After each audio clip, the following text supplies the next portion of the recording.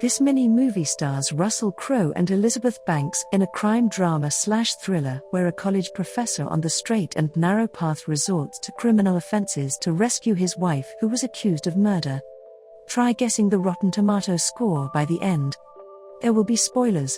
Let's get started.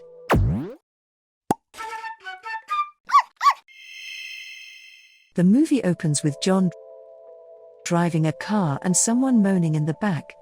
A little while later, the moaning stops. The next scene shows John, his wife, his brother, and his sister-in-law having dinner.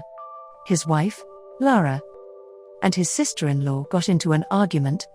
Apparently, Lara got into an argument with her boss that day. The conversation ended up in a heated altercation. John and his brother pulled their wives apart and left. The following morning, as Lara prepares for work, John plays with their son. After Lara injects herself with insulin, she notices a red spot on her trench coat. She wondered why there was a blood stain on her coat.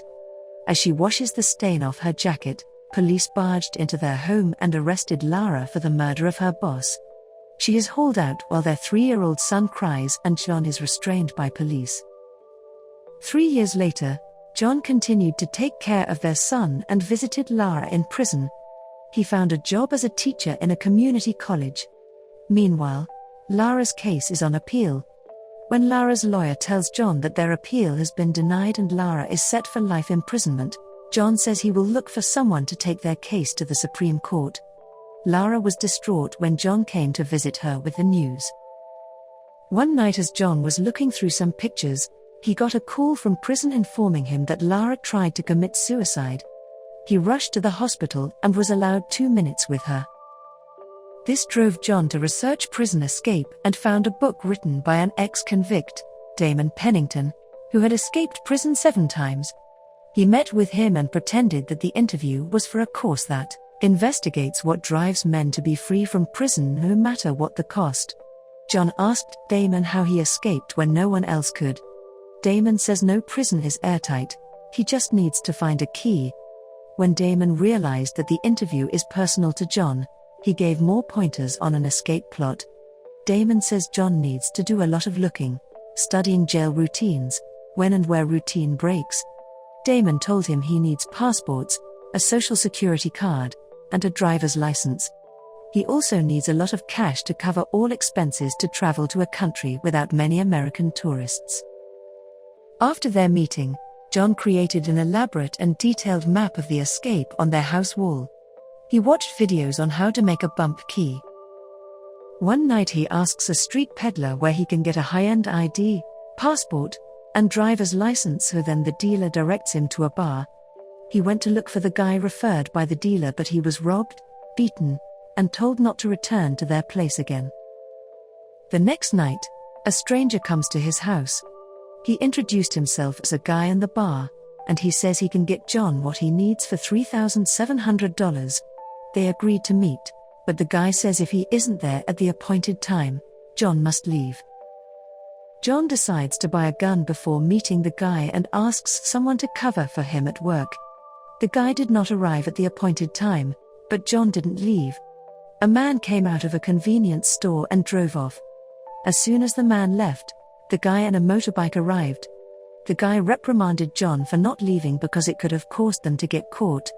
The guy said that the man who drove off in a car was a cop and then handed John the pack of documents. On his next visit to Lara, John tried to test his bump key, but the bump key got stuck. The key broke as John tried to pull it out of the hole. Soon after, the guards found the broken key, and the warden brought each visitor into his office for interrogation. John passed the interrogation but was warned by the warden that if it was him, he should think about their son who will end up with both parents in prison. John leaves his son with his parents when he goes to teach, visit Lara, and especially now that he frequently leaves to do prison surveys. One day, as he surveyed prison premises, he saw a medical van parked outside the prison building.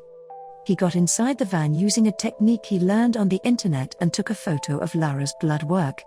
He edited the photo to show Lara's potassium is abnormally high that could cause cardiac arrest.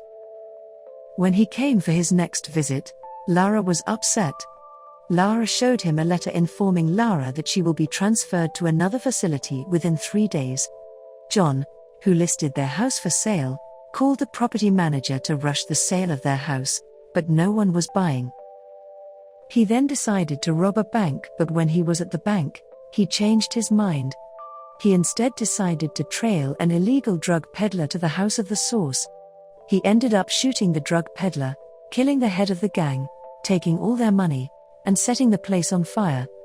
John, however, pitied the drug peddler who was pleading for him to not leave him to die in the fire. He brought the guy into his car, but as he rushed to leave, he bumped into one of the parked cars and broke his car lights. The wounded guy was moaning in pain at the back of his car. This was the movie's opening scene. The guy still died, and John left the body on the pavement. Meanwhile, John came to pick up his son from his parents' house and found his father awake. While John wakes his son up, he falls asleep. His father opened his backpack and found plane tickets. When John and his son left in the morning, John's father gave him his jacket exposing the plane tickets. His father shook his hand and hugged him to wish him well. Upon reaching home, John tells his son to pack everything he needs in one bag while John packs. He rips the map off their wall and dumps the bags in his neighbor's bins. He drives to the medical lab, cuts off their phone lines, follows the lab truck, and exchanges the blood work report of Lara with his edited report showing high potassium levels. John then drops off his son at his son's playmate's birthday party. The police, however, found the broken car light glass, identified it as a Prius, and reported it to the lieutenant. They narrowed down the owners of Prius to a rapist and Lara. Meanwhile, the lab report showing high potassium levels reached the prison doctor, who ordered Lara brought to the hospital for emergency treatment. John was outside the country jail when Lara was taken to the hospital and followed the ambulance.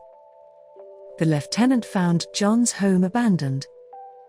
In the meantime, John went inside Lara's hospital room, aimed a gun at the police, and ordered him to uncuff Lara. Despite Lara's disagreement with John's plans, she changed clothes because John asked her to call their son and tell him he is alone now because his parents cannot come for him anymore. The police escorts told the lieutenant about the escape, so the lieutenant rushed to the hospital. John had planned everything out so they were able to leave the hospital premises and blend in the crowd. However, the lieutenant saw them running towards the subway. On the train, at the exact location of John's escape route, he pulled the train's emergency exit, which stopped the train. John and Lara got off and escaped through the wire fence John cut off the night before. At that spot, an SUV is parked which they used to escape. They drove to the birthday party but found the children were brought to a zoo. Meanwhile, the lieutenant sent orders to inform all state police of John and Lara's description, close all bus and train stations and toll booths to look for a couple with a 6-year-old son. Pressed for time, John decides to leave their son and tells Lara he will return for him at a later time. Lara was stunned and tried to kill herself by opening the car door. John grabbed her, and after a short stop, he decided to pick up their son from the zoo. Meanwhile, the police found the bags containing the ripped maps and tried to put them together. While driving, John heard on the radio that the police were stopping cars with a couple and a child, so he picked up an old couple from the train station and offered them a ride. At the airport, Lara saw John's hands shaking, so she offered to handle immigration. They passed screening, and as soon as they passed immigration, the officer left his post for the shift change. As the new officer took the post, John and Lara's pictures appeared on the screen. The detective handling Lara's case went back to the scene of the crime and reviewed the murder scene. However, the scenes that followed were what actually happened. Someone robbed Lara's boss as she got into her car. The robber struck with a fire extinguisher which rolled under Lara's car. The robber runs, bumps into Lara, and slaps Lara at the back. Lara sees the fire extinguisher, picks it up, sets it down, and drives off without noticing her dead boss, who was at the other side of the car. John, Lara, and their son are in a hotel room in Venezuela. The movie closes with John taking a picture of her wife and son peacefully sleeping in bed. That's the end of our mini movie. Can you guess the movie rating? We'll give you a moment. The Next 3 Days was released in 2010 and critics gave it a 50% tomato score, 66% by the audience, and Mini Movies rates it 7 out of 10 doggy treats. If you enjoyed this mini movie, you can support the movie by watching The Next 3 Days or following us on social media.